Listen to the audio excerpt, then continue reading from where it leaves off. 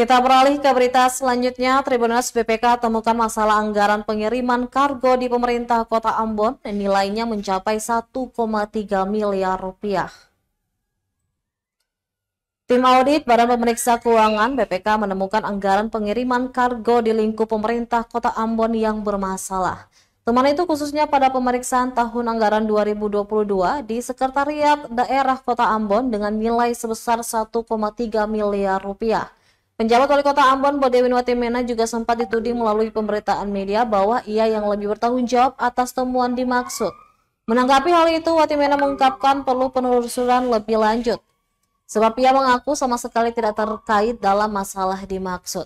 Meski begitu, Watimena mengaku hingga saat ini ia belum menerima laporan apakah temuan dimaksud sudah ditindaklanjuti atau belum. Menurut Watimena, sesuai dengan ketentuan Undang-Undang Nomor 17 Tahun 2003 tentang Keuangan Negara, Pasal 6 Ayat 2 huruf C, berbunyi Kepala Daerah pemegang kekuasaan keuangan daerah, dan Pasal 10 Ayat 1 kekuasaan pengelolaan keuangan daerah sebagaimana dimaksud pada Pasal 6 dilaksanakan oleh Kepala Satuan Kerja Pengelola Keuangan Daerah selaku pejabat pengelola APBD, serta Kepala Satuan Kerja Perangkat Daerah selaku pejabat pengguna anggaran atau barang. Berdasarkan ketentuan perundang-undangan tersebut, maka dirinya bukan pengguna anggaran karena temuannya pada Setda Kota Ambon. Kemudian bisa ditelusuri barang apa yang dikirim dan kapan dikirimkan melalui jasa pengiriman kargo dimaksud sebagaimana temuan BPK.